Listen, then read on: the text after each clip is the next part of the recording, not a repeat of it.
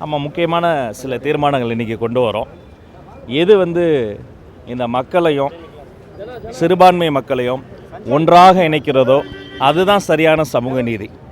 அது மாதிரி இந்த மக்களை அவர்களினுடைய சிறுபான்மை மக்கள் சமூக பணிகள், கல்வி பணிகளை அதை பாதிக்கக்கூடிய வகைகளை கலைந்து பாதிப்பில்லாத வகையில் தான் எந்த ஒரு விஷயத்தையுமே அது கட்டுப்படுத்துவதாக இருந்தாலும் ஒழுங்குபடுத்துவதாக இருந்தாலும் மக்களுக்கு பாதிப்பில்லாத ஒரு விஷயமாக தான் கொண்டு வரணும். அதற்காக மாண்புமிகு முதலமைச்சர் அவர்களினுடைய தலைமையில் இருக்கக்கூடிய நமது அரசு பாடுபடும்.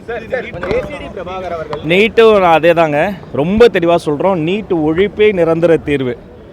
கல்வியை மாநில பட்டியலுக்கு மாற்றுவதே நிரந்தர தீர்வு. மாணவர்கள் மக்கள் மன்றத்தில் போராடுறாங்க. எங்கள் மாண்புமிகு முதல்வர் தலைமையிலான அரசு சட்டமன்றத்திலும் போராடும்.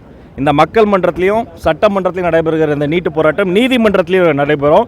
நிச்சயமாக நீட்டு முற்றுமுழுதான உழைப்பை நிரந்தர தீர்வு. நம்ம முக்கியமான சில தீர்மானங்கள் இன்றைக்கி கொண்டு வரோம்.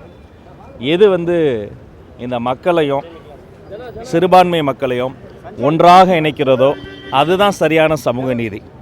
அது மாதிரி இந்த மக்களை அவர்களினுடைய சிறுபான்மை மக்கள் சமூக பணிகள், கல்வி பணிகளை அதை பாதிக்கக்கூடிய வகைகளை கலைந்து பாதிப்பில்லாத வகையில் தான் எந்த ஒரு விஷயத்தையுமே அது கட்டுப்படுத்துவதாக இருந்தாலும் ஒழுங்குபடுத்துவதாக இருந்தாலும் மக்களுக்கு பாதிப்பில்லாத ஒரு விஷயமாக தான் கொண்டு வரணும். அதற்காக மாண்புமிகு முதலமைச்சர் அவர்களினுடைய தலைமையில் இருக்கக்கூடிய நமது அரசு பாடுபடும். நீட்டும் அதே தாங்க, ரொம்ப தெளிவாக சொல்கிறோம். நீட் ஒழிப்பே நிரந்தர தீர்வு. கல்வியை மாநில பட்டியலுக்கு மாற்றுவதே நிரந்தர தீர்வு. மாணவர்கள் மக்கள் மன்றத்தில் போராடுறாங்க. எங்கள் மாண்புமிகு முதல்வர் தலைமையிலான அரசு சட்டமன்றத்திலும் போராடும். இந்த மக்கள் மன்றத்திலையும் சட்டமன்றத்திலையும் நடைபெறுகிற இந்த நீட்டு போராட்டம் நீதிமன்றத்திலையும் நடைபெறும். நிச்சயமாக நீட்டு முற்றுமுழுதான உழைப்பை நிரந்தர தீர்வு.